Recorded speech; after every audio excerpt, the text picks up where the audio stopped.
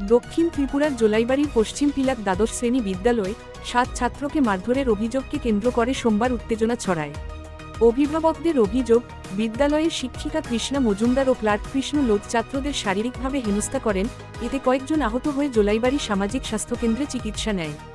ঘটনার প্রতিবাদে অভিভাবকরা বিদ্যালয়ে বিক্ষোভ দেখান এবং নিরপেক্ষ তদন্তের দাবি জানান।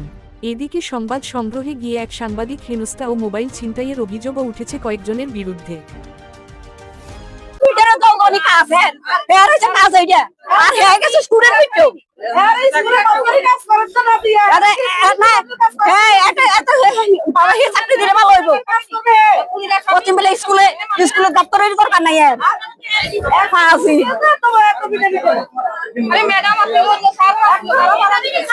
স্যারের সামনে এইভাবে মারছে, একটা স্যারও কোনো প্রতিবাদ করে না, একটা স্যারও কোনো প্রতিবাদ করে না। স্যারের সামনে মারা হয়েছে, এতগুলো স্যারের সামনে মারছে, একটা স্যারও প্রতিবাদ করে না। ইনচার্জ হ্যাঁ বলে ইনচার্জ, হ্যাঁ স্কুলের কলঙ্ক, এই ইনচার্জ না স্কুলের কলঙ্ক।